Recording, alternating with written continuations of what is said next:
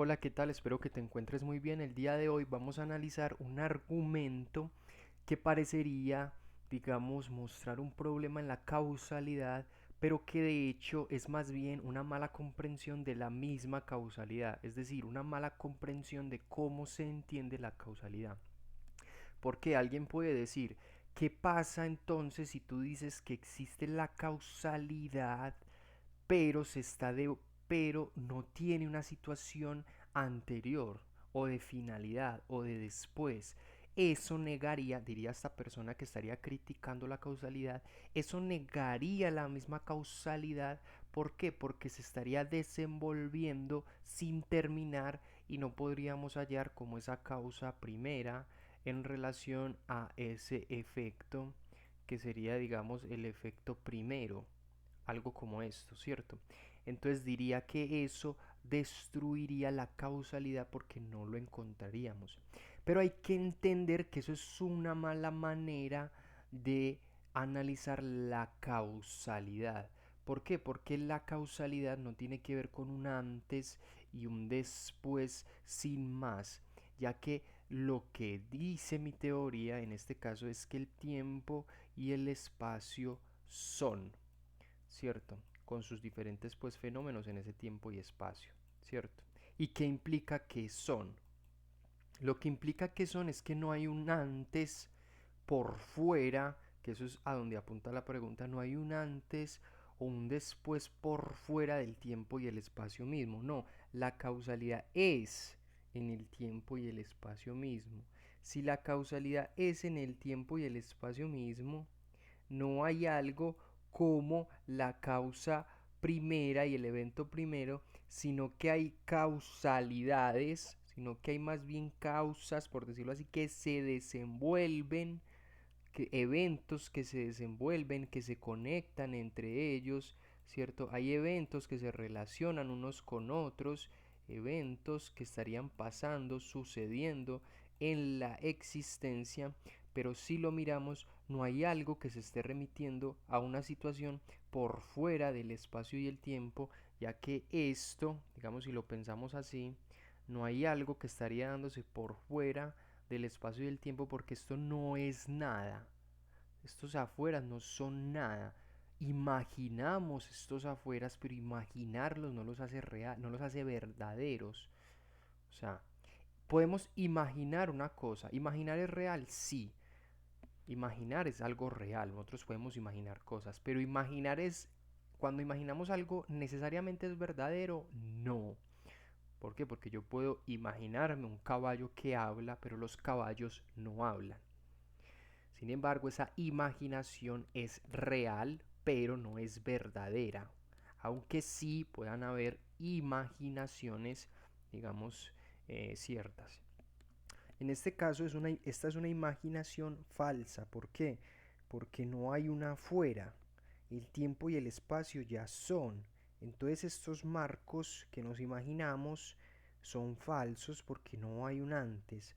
Aquí no habría un tiempo y un espacio. Entonces aquí hay que poner, esto es una imaginación. Ay, esa M me quedó.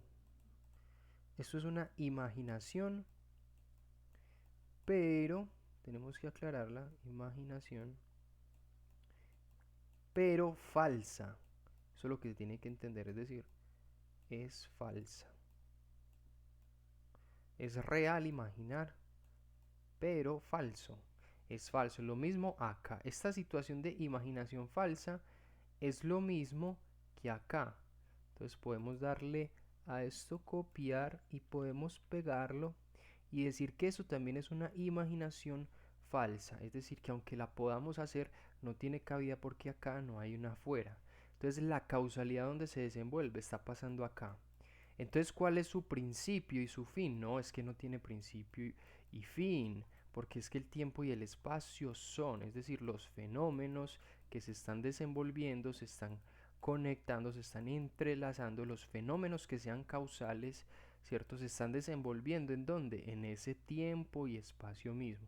Entonces hay que cuidar este tipo de análisis que damos, porque este tipo de análisis que nosotros realizamos, porque una cosa es imaginar de manera falsa y otra cosa es creer que esa imaginación falsa expresa el modo en cómo se comporta la realidad. No, la realidad es que el tiempo y el espacio ya son, con sus diferentes elementos. Entonces hay que analizar esos diferentes elementos de cómo se están comportando. Cuando nosotros hacemos la regresión, no nos va a llevar a una situación que no es, porque aquí no hay nada. Y en la nada no puede haber algo. Es, esto es nada. ¿Y qué significa es nada? Que propiamente no es algo, es decir, esto es mera imaginación falsa. Lo mismo aquí, es nada. Entonces, ¿qué está tratando de demostrar? Que los fenómenos causales se están desenvolviendo acá, de manera, ¿cierto?, que no podemos llegar a una situación de antes y después, sino que siempre se están desenvolviendo, están en ese constante desenvolvimiento conforme a esas propiedades que tengan y a los fenómenos que estemos analizando, ¿cierto? Entonces eso es lo que quiero que se entienda, que esta situación de regresión a dónde va a ir con anterior y con finalidad. O sea, este supuesto fin, ¿cierto? Este supuesto fin es falso y este supuesto principio, ¿cierto? También en este caso sería falso. ¿Por qué? Porque es una imaginación falsa. No hay una situación de que es nada. Esta situación no existe, de la que se dio la causalidad o los fenómenos de causales o el tiempo y el espacio y sus demás fenómenos de azar, sino que el tiempo y el espacio ya son. El tiempo y el espacio ya son de manera objetiva. Ese tiempo y espacio ya son. Hay relaciones causales, hay otro tipo de relaciones. Entonces la regresión, si se da de manera interminable, ¿cierto? ¿Por qué? Porque no es una situación que tenga principio o fin, sino que es una situación que se está desenvolviendo. Su realidad es que las cosas se desenvuelven. Y si las cosas se desenvuelven, ¿cierto? Existen de ese modo. No, ¿por qué? Porque la justificación que intenta apuntar a ese principio vemos que es una imaginación falsa, no una situación crítica y real. Es decir, podemos imaginar una pared colosal y otra pared colosal, algo como eso, y podemos imaginar que antes fue la primera causa, pero cuando ya lo analizamos críticamente vemos que aquí no habría contenido, no habría algo porque es nada, y de la nada no puede, digamos, generarse la existencia. Entonces, aunque hemos imaginado ese muro colosal, es falso, ya que a la luz de juicios críticos, objetivos y que digamos, nos hemos detenido a pensarlos y a meditarlos, vemos que aquí realmente no hay nada, sino que lo que está existiendo es la totalidad de los fenómenos de ese tiempo y espacio objetivos con sus diferentes modos de comportarse, con sus diferentes causalidades, azares y demás situaciones, pero que se dan, digamos, en ese mismo tiempo y espacio. Es decir, no tienen un principio y un fin, y aquello no implica una contradicción, ya que esas causalidades se van a seguir sucediendo, se van a seguir entrelazando, se van a seguir mezclando una y otra vez. Y si sigue quedando la pregunta, no, pero es que eso tiene que tener un principio, ¿de dónde surgió la causalidad? Ya estamos viendo el problema de pensar un surgimiento, es que no haya, o sea, si pensamos en algo anterior es nada y de la nada no se da lo que existe. Lo que tenemos que ver es lo que existe. Lo que existe es prueba de eso mismo, de lo que existe, de lo real, de que hay eventos causales, de que hay un tiempo y un espacio y diferentes fenómenos. Eso es lo que hay es prueba de eso mismo que existe, porque ya vimos que al intentar pensar esa existencia como con un principio en que no había nada y que sale algo, eso no tiene sentido porque es nada. Lo mismo que un fin tampoco tiene sentido porque es nada. Es decir, como que las causalidades no van a llegar a una situación por fuera del espacio y tiempo al fin.